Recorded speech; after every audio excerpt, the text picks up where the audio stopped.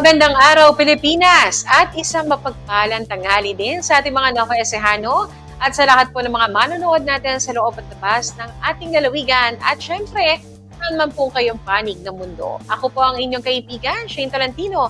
Nangalan pa rin po ni Sir Philip Double P. Picture. At ngayong araw, makakasama nga natin si Carmel. Magandang tanghali sa iyo, Carmel. Magandang tanghali rin po sa iyo, Ma'am Shane, at sa ating mga viewers. Ako po si Carmel Joy Miguel at ito pong ang programa natin ay mas lalo po nating ginagawang interesante ang paghahatid ng impormasyon at mga balita kasama po ang buong pwersa ng himpilan ng TV48 tuwing mga araw ng Miyerkules at Biyernes alas 12 ng tanghali. At bago nga tayo tumungo sa ating balitang unang sigaw, sa bawat pamilyang Pilipino, hindi mawawala o hindi nawawala ang paghahanda tuwing Pasko at syempre sa darating na bagong taon. Mga pagkaing pinagsasaluhan, kwentuhang puno ng tawanan at simpleng pagsasama na lalong nagpapalapit o yung nagpapaband sa bawat isa. Pero ma'am, sa gitna ng iba't ibang tradisyon at kakayahang pinansyal, ano nga ba ang inyong inaasahang ihahanda ng inyong pamilya ngayong darating na Kapaskuhan at pagsalubong sa bagong taon? Panoorin po natin ang pulso ng bayan dito lamang sa ating Kalye Survey. Iba't ibang opinyon ng boses ng mamamayan. Iba't ibang opinyon ng taong bayan. Ang gusto ko talagang Ating alamin sa Kalye Survey. Tapos sa ano po, actually pagka sa New Year po, actually po lumalabas lang po kami ng like sa labas po kami kumakain, ganun lang po. Hindi po kasi kami naghahanda. Pero ina-expect ko po na siguro po mga bibili lang po ng prutas, ganun. Ganun lang po. Bakit di kayo naghahanda? Nakasanayan na rin po. Ganun po. Yung usual na handa lang po, like chicken, ganun, spag, and then sweets, desserts, ganyan. Kasi big family po kami, so expected na maraming food yung ihahanda. Tuwing Pasko po kasi, medyo marami po yung handa namin kasi ano po yung birthday din po yun ng lola ko kaya doble po yung handa. Ano po, siguro po mga salad, ganon, spaghetti. Ano po, lechon belly po since yun po yung nakaraan namin na handa and then carbonara, ganon po. Bakit? Kasi po, favorite po namin ng pamilya po namin.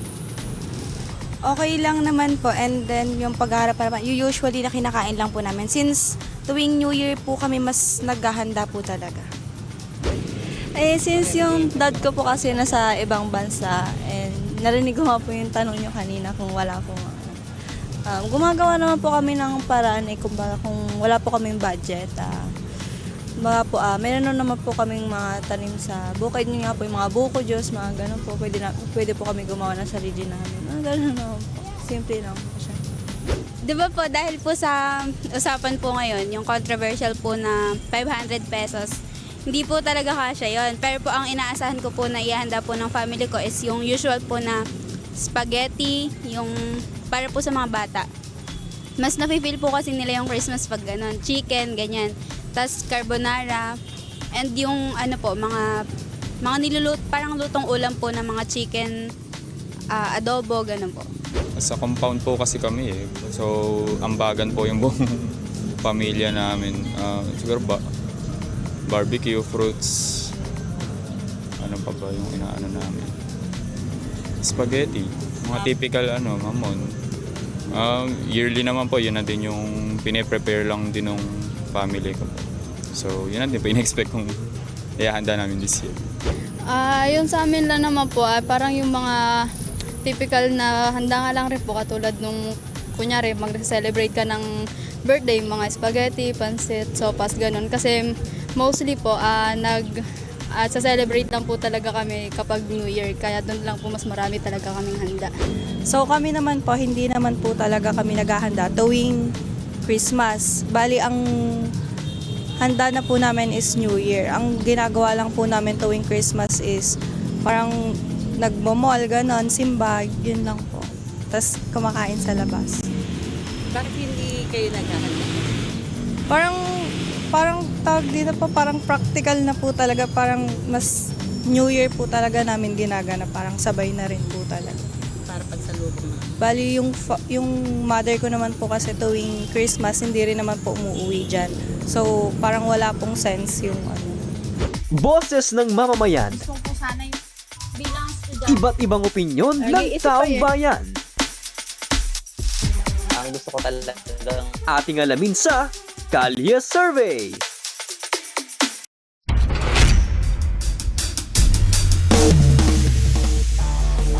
Yan, ating narinig ang kanilang mga handa sa darating po na Kapaskuhan at syempre sa darating po na bagong taon. At syempre, hindi naman talaga mawawala dyan yung may spaghetti, chicken, tapos yung may mga prutas. Meron pa akong narinig yung lechon belly. Diba? Dapat mo kasi, pagka sa bagong taon, pumuputok. May pumuputok doon sa sa hapagkainan. So yun, di ba? Carmel, ikaw ba? Malapit na ang Kapaskuhan at sa darating na bagong taon. Ano ba yung usually na handa ninyo na inihahain? Tuwing Pasko rin, Ma'am Shane, hindi po kami gaanong naghahanda. Pagka New Year lang po. Tapos usual lang din po katulad po ng spaghetti, barbecue, ganun po. And then nag-order din po ng mga sa lechon belly nga rin po, ganun. Pero yun nga po, para po sa ating mga viewers po at mga kanovaisihano na kailangan pa rin po natin ng pag-iingat po sa mga kakainin natin ngayong holiday season, lalo na po yung mga high blood and then yung mga kailangan po ingatan ang kalusugan. Oo. At yung mga matataas na ang kanilang mga kolesterol. Nako, ingat-ingat na. Ayan, Toby, di ba? Ingat-ingat na rin dahil nga sa panahon ngayon, after ng ganyang holiday season, karamihan din o ang ilan ay napupunta sa ospital. So, ingat po kayo nga, sabi ni Carmel, sa mga kakainin niyo.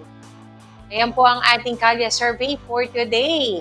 Huwag po kayong bibitiw dahil susunod naman po ang ating balitang unang sigaw. Mula sa bulwagang pambalitaan ng himpilang TV48. Ang mga maiinit na mga balitang nakalap sa loob at labas ng lalawigan ay ihahatid sa inyo ni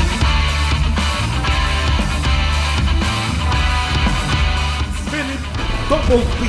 Big Show kasama sina Shane Valentino,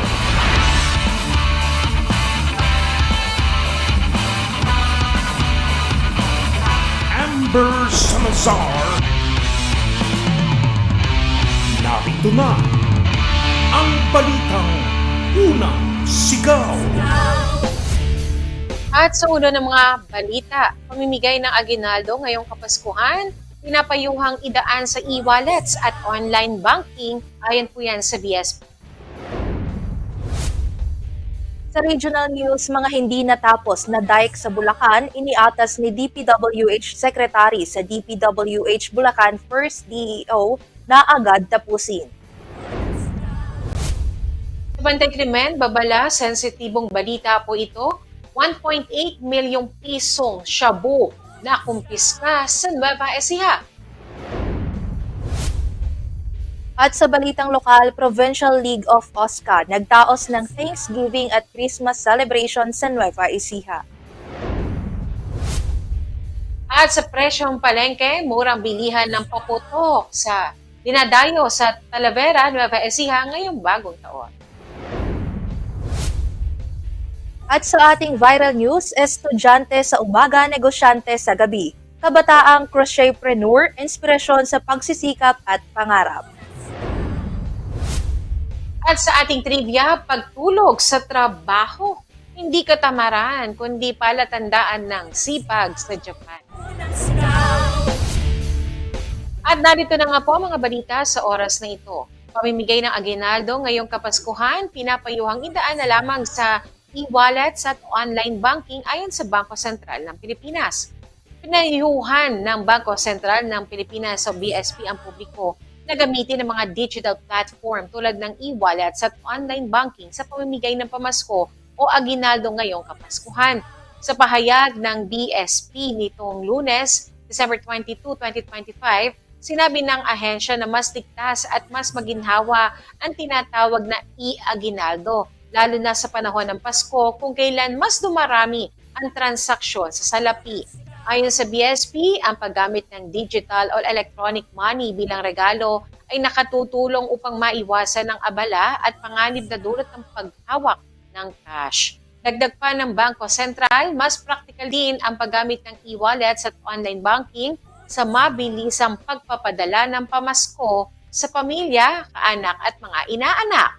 Sa kabila nito, nilinaw din ng BSP na nagpapatuloy pa rin ang produksyon ng mga bagong banknote at barya upang masigurong sapat ang supply ng pera sa mga bangko sa buong bansa, lalo na ngayong inaasahan ng pagtaas ng pangangailangan ng sasalapi sa panahon ng Kapaskuhan. Kasabay nito, ipinaalala rin ng BSP na ang pagpapalit ng pera sa mga bangko ay libre at hindi dapat sinisingilan ng anumang service fee. Dahil dito, hinikayat ng publiko na makipagtransaksyon lamang sa mga BSP authorized banks upang maiwasan ang pananamantala ng mga hindi otorisadong individual. Nagpaalala rin ng BSP sa publiko na maging mapanuri sa perang matatanggap ngayong Pasko, lalo na sa gitna ng dagsa ng pamamigay at pagpapalit ng salapi.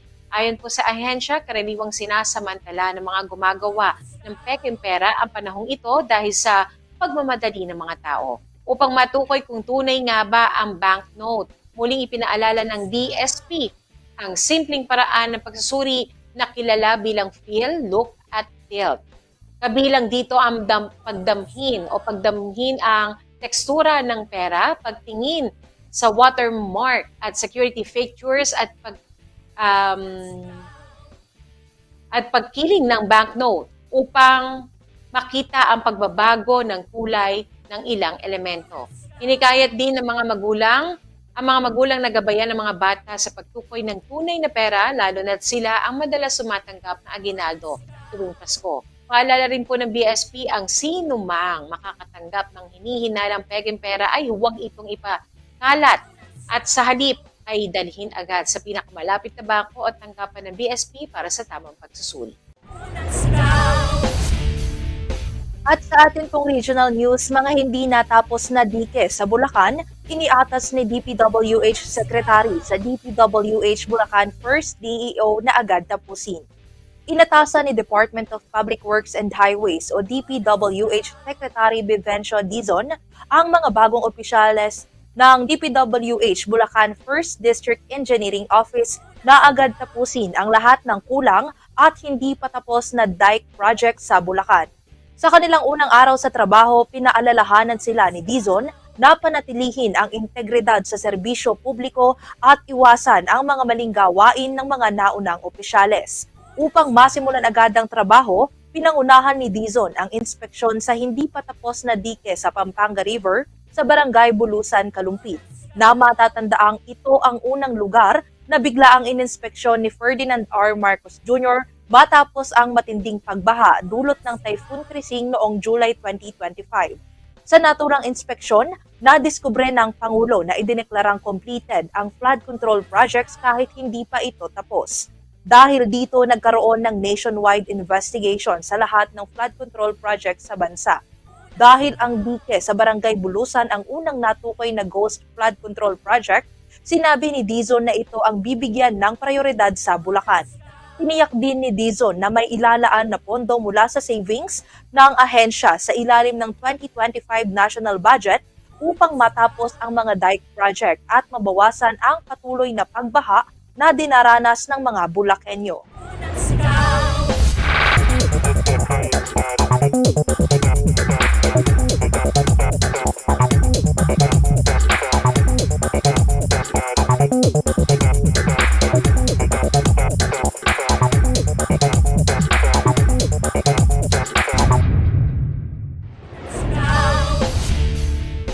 Bantay krimen, babala po sa mga manunood, kailangan po ng patnubay ng inyong mga anak dahil sensitibong balita po ito. 1.8 million pesos na shabu na kumpiska sa Nueva Ecija. Arestado ng mga otoridad ang isang drug suspect na may dala umanong higit 1.8 milyong pisong halaga ng shabu sa Barangay Kalipacan, Talavera, Nueva Ecija noong December 20, 2025. Base sa ulat na isinumite kay PRO3 Director Brigadier General Ponce Piñones Jr., nahuli sa akto ang suspect na nagbebenta ng hinihinalang shabu sa pulis na nagpanggap na buyer. Isinagawa ng mga operatiba ng Special Drug Enforcement Team ng Talavera Police at Police Intelligence Unit at Provincial Police Drug Enforcement Unit ng Nueva Ecija ang naturang operasyon. Na-recover umano mula sa suspect ang humigit kumulang 270 grams ng hinihinalang shabu na tinatayang nagkakahalaga ng 1,836,000 pesos at marked money na ginamit sa operasyon. Isinailalim sa kustodiya ng Talavera Police ang suspect. Sa balitang lokal, Provincial League of OSCA. Nagdaos ang Thanksgiving at Christmas celebration sa Nueva Ecija. Isisigaw po ito sa report ni Elsa Navalio.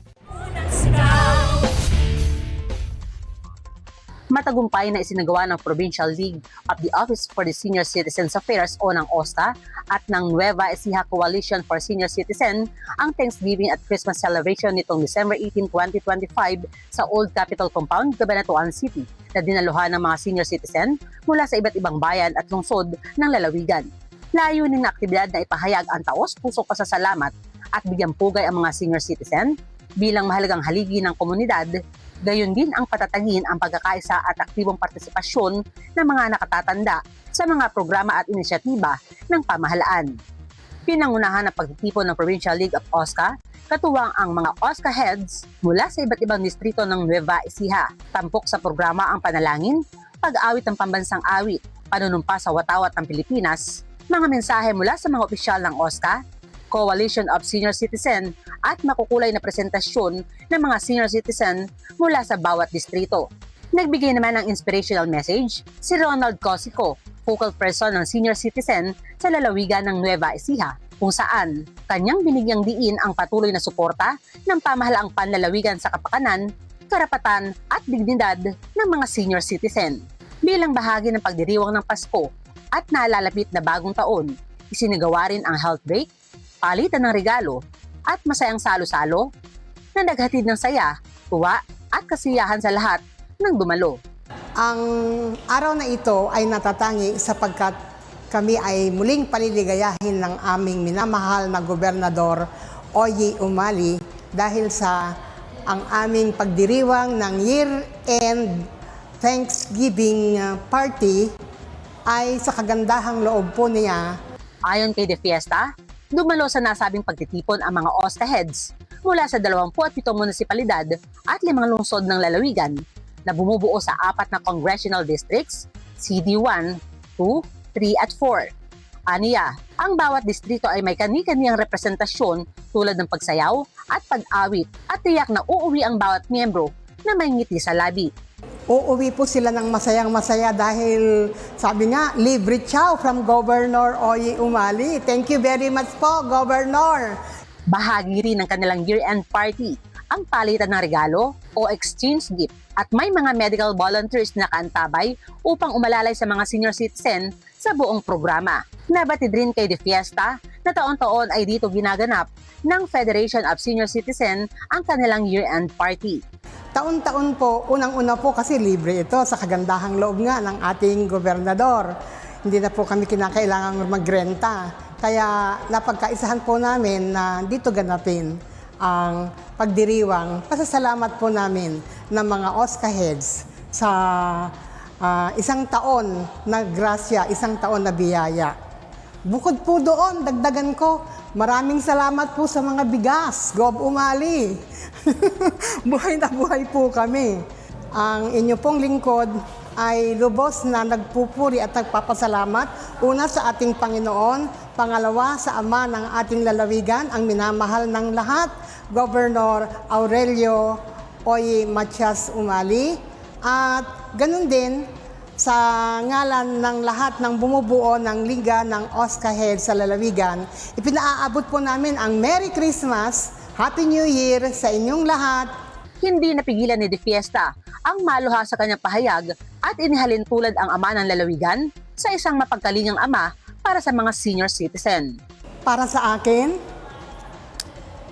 pumapangalawa siya sa Ama sa Langit. Sa pagmamahal niya, sa pagmamahal ni Gob sa mga taga-lalawigan, kailanman tangi ang Nueva Ecija ang laging may rasyon po ng bigas. Siya ding pagmamahal ng buong lalawigan kay Governor Aurelio Matias Umali. Ganon din, nais ko ding ipabatid sa ngalan ng bumubuo ng Liga ng mga OSCA sa buong lalawigan ng Nueva Ecija. Nais naming ipahatid ang aming taus-pusong pasasalamat kay Vice Governor Lemon M. Umali sa kanyang kabutihang loob at pagpapala na itinutulong sa mga liga ng mga OSCA sa lalawigan ng Nueva Ecija. Sa huli ay nag-iwan ng mensahe si Ronald Cosico para sa mga senior citizen ng lalawigan. Sa lahat po ng mga senior citizen ng buong lalawigan ng Nueva Ecija, kung meron po tayong mga problema o gusto po tayong i-suggest sa ating mga presidente at sa ating mga OSCA, bukas naman po palagi ang kanilang tanggapan para po sa inyo, po sa kanila pong tulong para sa inyo. Kung meron po tayong concern regarding with the federation, with the association, huwag po tayong magtubiling magpunta sa kanilang mga tanggapan sapagkat sila po ay tatanggapin po nila kayo at entertainin po nila kung ano po ipapangailangan natin. Mahal ng Gobernador, salamat po at kayo nakabalik na muli upang pagpatuloy nyo ang paglilingkod sa buong Nueva Ecija. Maraming salamat po at hindi nyo kami pinababayaan. Kasama si Jeremy Ramos, Elsa Navallo, para sa Balitang Unang Sigaw. At sa atin naman pong presyong palengke, murang bilihan ng paputok dinadayo sa Talavera, Nueva Ecija. Ngayong bagong taon, isisigaw ni Elsa Navallo. Dinadagsa ngayon ng mga mamimili ang murang bilihan ng paputok na matatagpuan sa Barangay Dinarayat, Talavera, Nueva Ecija bilang paghahanda sa pagsalubong ng bagong taon.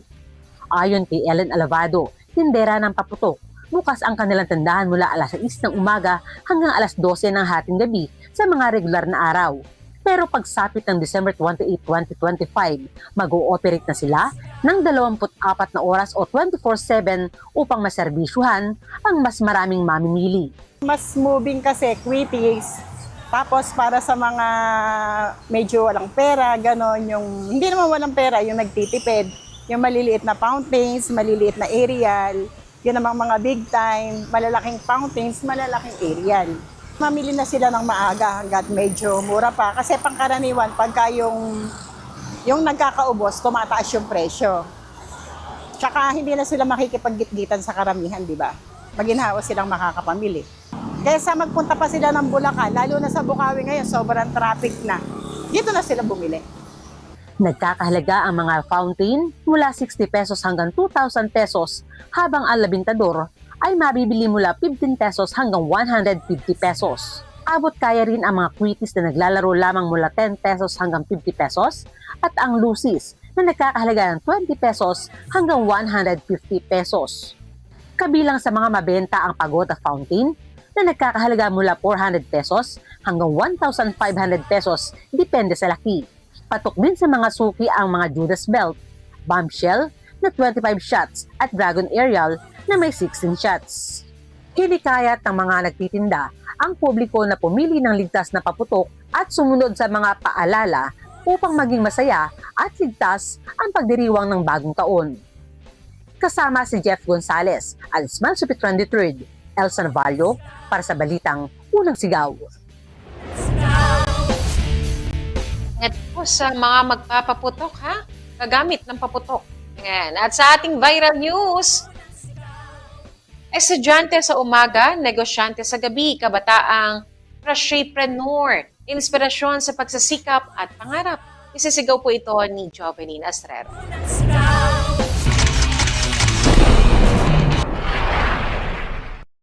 Isang patunay ng sipag at determinasyon ang kwento ng isang kolehiyalang estudyante na sa kabila ng hamon ng face-to-face classes ay matagumpay na naipagsasabay ang pag-aaral at pagnenegosyo.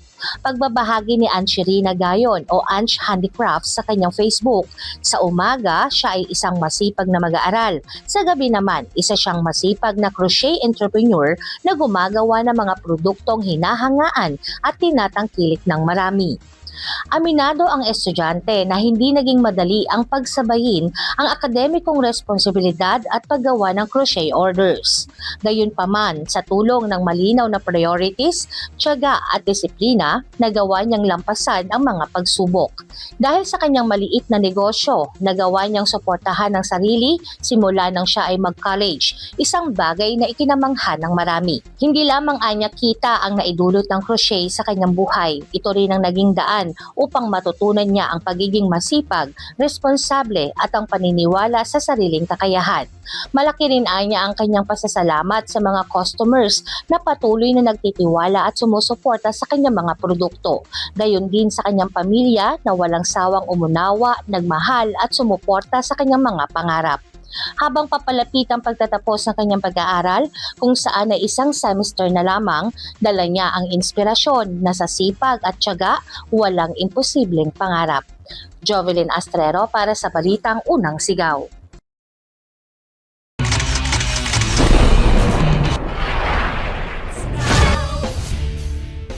Karaniwan nating iniisip na tamad ang natutulog habang nagtatrabaho, pero sa Japan ay kabaliktaran ito. Ang tawag sa ganitong gawain ay inemori o being present while sleeping, at bahagi ito ng kanilang kultura. Ayon sa mga pag-aaral sa Japan, kapag nakatulog ang isang empleyado sa opisina, senyales daw ito ng kasipagan at dedikasyon dahil sa sobrang pagod sa trabaho. Kaya sa halip na pagalitan ay hinahangaan pa sila. Ang inemori ay karaniwang ginagawa sa mga pampublikong sasakyan, opisina at minsan kahit sa paaralan. Wala itong fixed duration, pero ayon sa NASA studies, ang 25 minutes power nap ay nakakatulong para tumaas ng 34% ang performance at 54% ang alertness.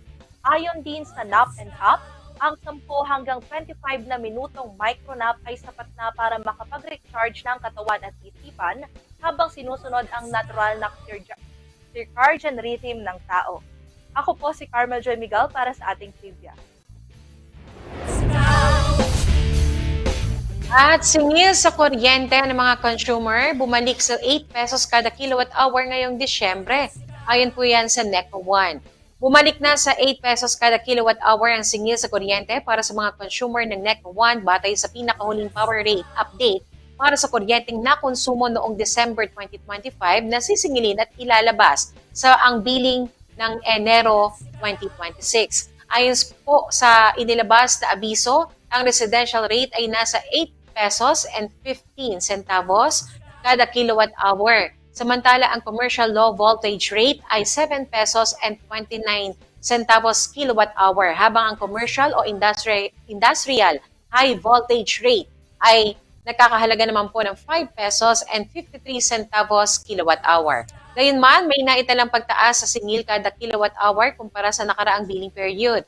Para sa mga residential consumer, tumaas ng 1 peso and 58 centavos kilowatt hour ang singil. Ganito rin po ang itinaas para sa mga commercial low voltage users na 1.58 centavos kilowatt hour, habang mas mataas naman ang dagdag sa mga commercial o industrial high voltage users na umaabot po sa 1 peso and 82 centavos kilowatt hour. Nilinaw ng kooperatiba na ang mga halagang ito ay kabuang singil na at kasama na ang iba't ibang bayarin gaya ng generation charge, transmission charge, distribution charge, system loss charge, at value-added tax o VAT.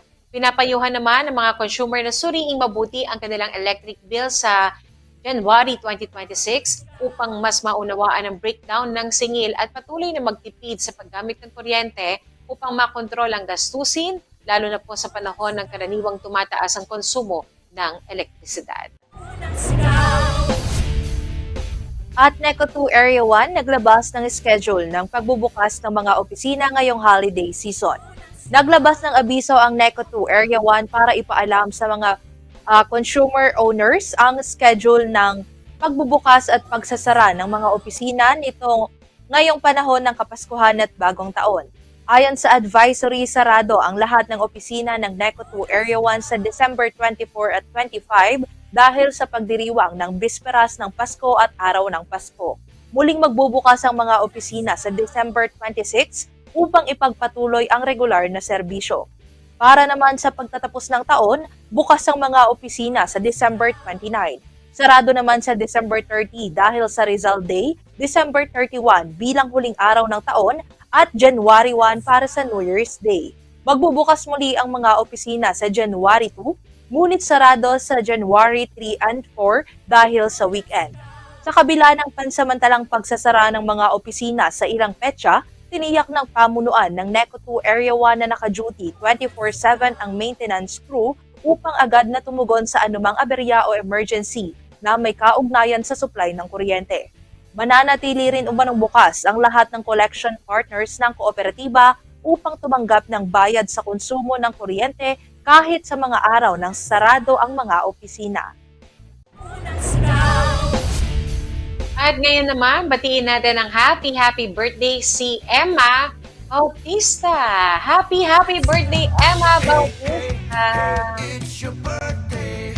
Hey, hey, happy birthday to you. At nais din po nating batiin ng happy birthday si Divina Kaisip. Happy birthday po! Yan, ate ko yan. Pinakamagandang ate ko. Happy birthday, Ate V! At syempre, ito po ang ating babatiin din ng happy birthday, si Jeffrey Gonzalez. Happy birthday, Kuya Jeff!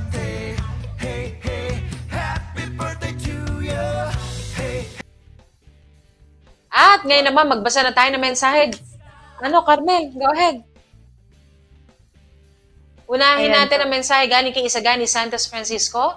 Punta na po kayo mga kaibigan sa napakagandang lugar na ito na para kang nasa ibang bansa na may sariwang hangin at marerelax kayo. Go, go, go, go.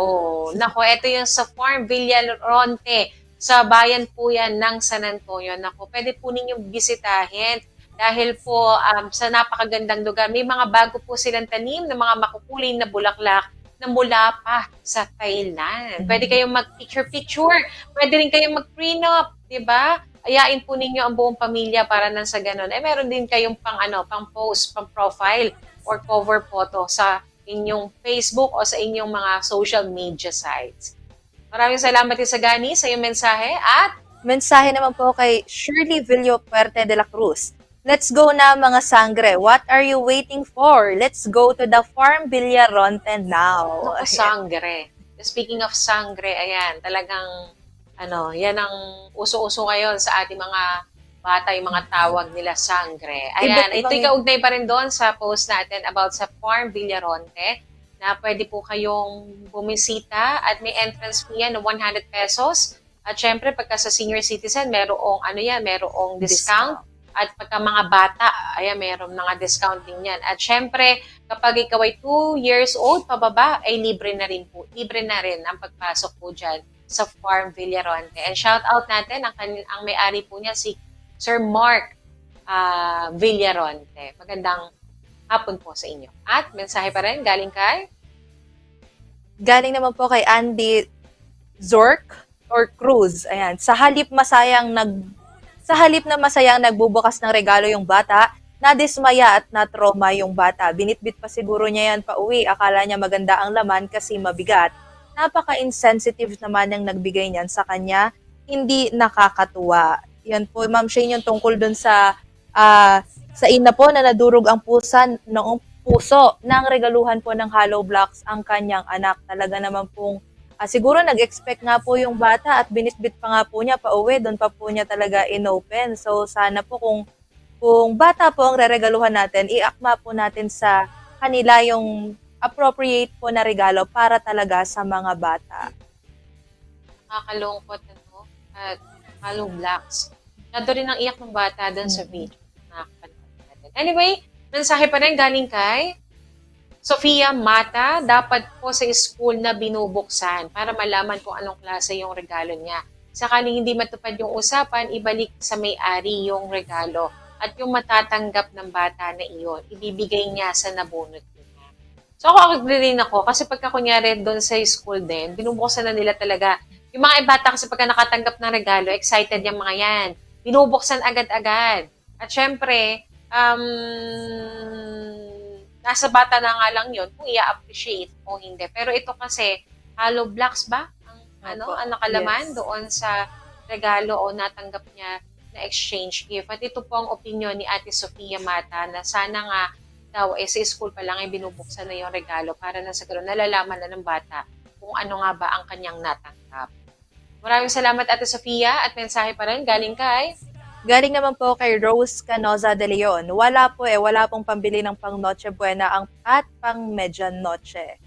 Ito kaugnay doon sa Kalya survey na tinakal natin, Carmel. Ang sagot niya dito, wala po pambili ng Noche Buena at Medianoche. Pero sana po, Ate Rose, wala man pong handa sa pagkainan, sana sama-sama po kayo ng inyong mga pamilya. Yan po ay blessing na rin po na maituturi, di ba? Masaya na magkasama-sama ang pamilya na nagmamahalan at walang tampuhan. Yan po ang pinaka-blessing at masayang regalo na para sa Kapaskuhan. At, ano to? Mahabang tulog po siguro. Mahabang tulog. Ano yon? Saan yan? Doon din po, ma'am, yung gusto po nilang handa sa Noche Buena, mahabang tulog. So, mahabang tulog na lang. Siguro stress na stress ka na, Tito Croco, no? Dahil sa ang comment mo sa amin, mahabang tulog. Yun ang yun ang handa niya. At mensahe pa rin, Tito Croco. Lang, good vibes lang naman ang mensahe niya. At galing naman po kay Ramon Paulo Pestano Castro, sa dami ng naaksidente dahil sa mga lubak o sirang kalsada na proyekto ng gobyerno, wala naman silang naging kompensasyon. Ikaw pa sisisihin dahil hindi ka nag-iingat. Sana zero billing yan sa hospital. Yun po, Ma'am Shane, tungkol po yan sa inana na ICU po sa Karanglan dahil po sa lubak-lubak na daan na kalsada. Yan po ang komento po ni Kuya Ramon. Yan ang kanyang opinion.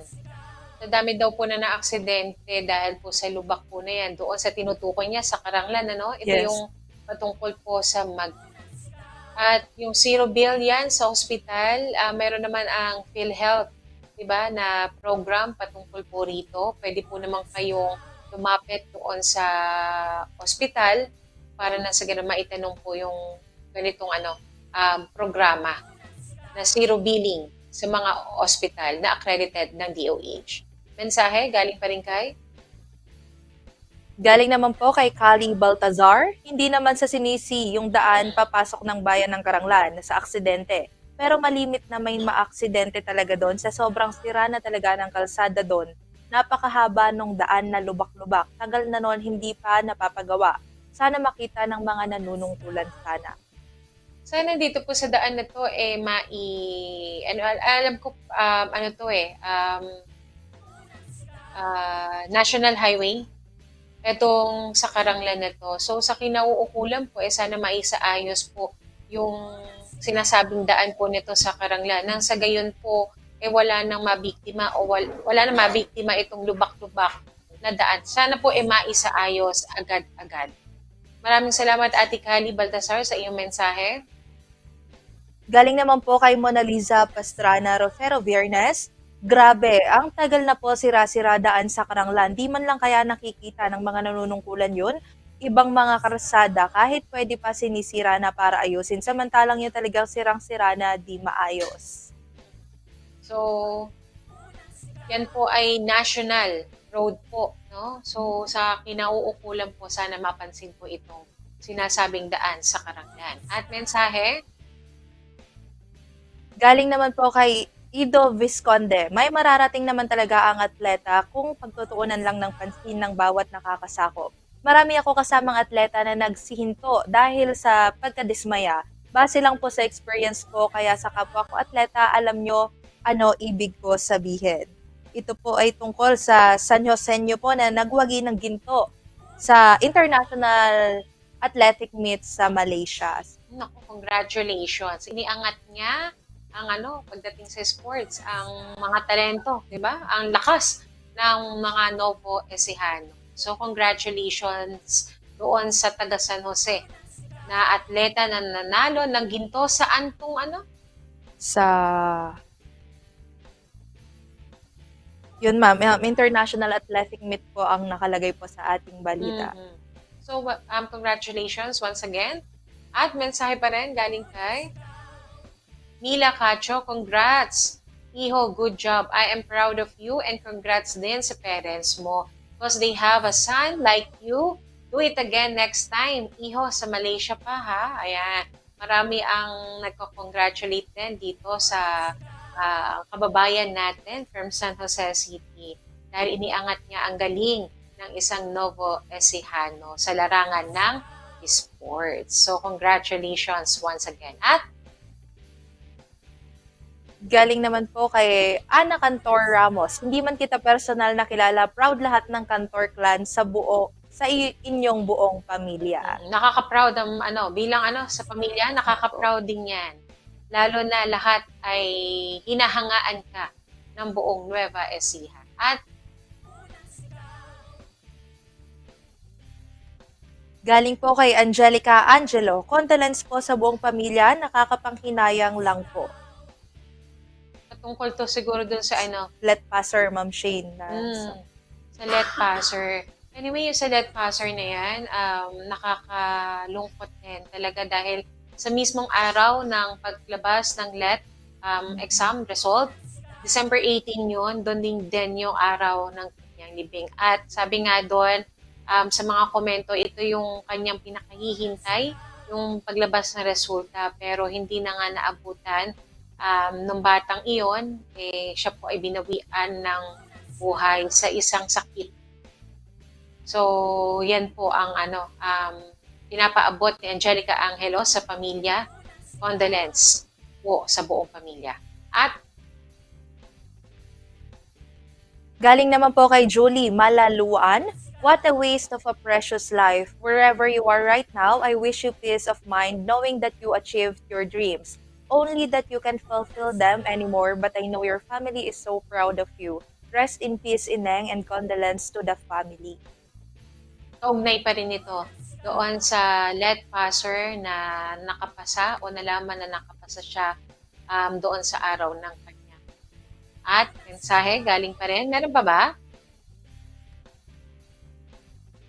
Galing naman po kay Tony Pan.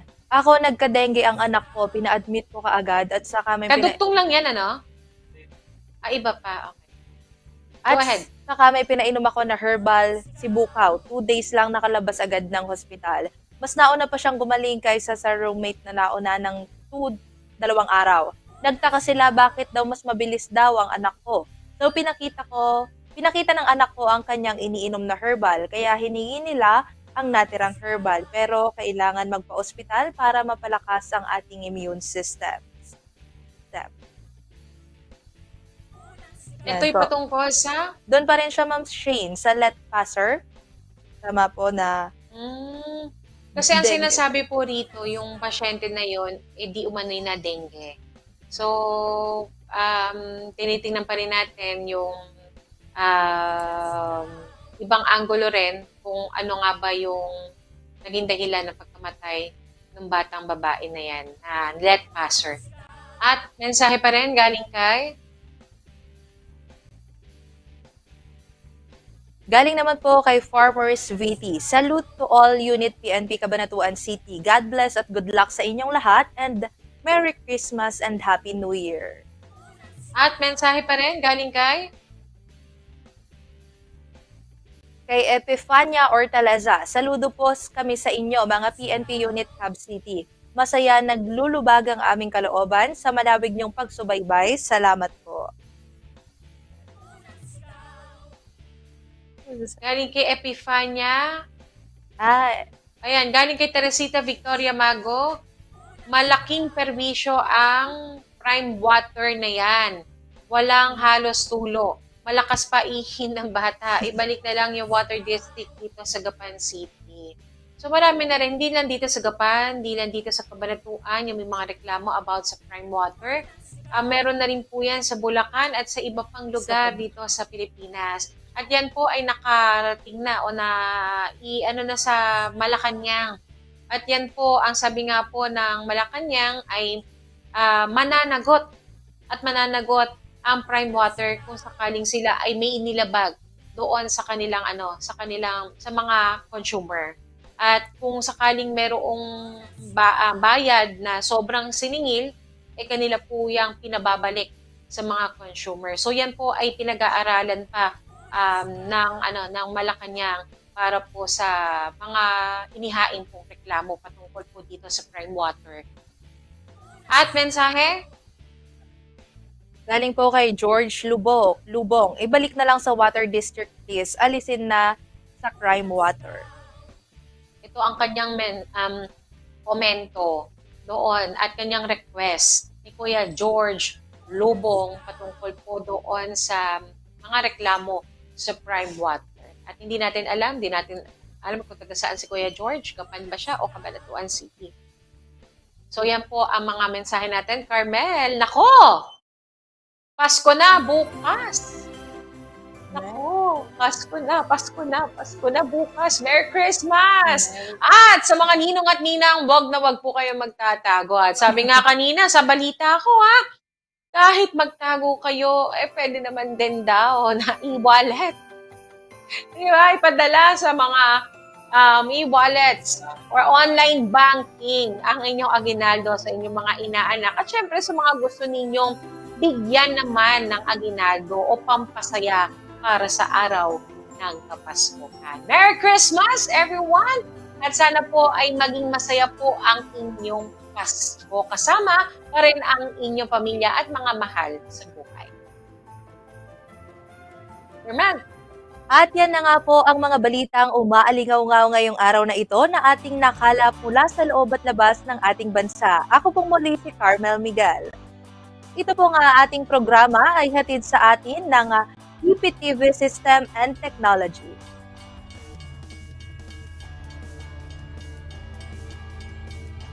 At ako naman po si Shane Valentino, sa ngalan pa rin po ni Sir Philip Obo Pipicho. At nakasama rin natin sina Clariza, Amber, Jovi, Elsa, at sa ating tech team, admin, editors, cameraman, and driver. At sa mga taga-subaybay po natin, magkita-kita po tayong muli sa mga susunod na araw. Kami po ang inyong mga kaibigang tagapagbalita at kakwentuhan dito lamang po sa ating programa, ang Double P. Love you, Merry Christmas, and Happy New Year.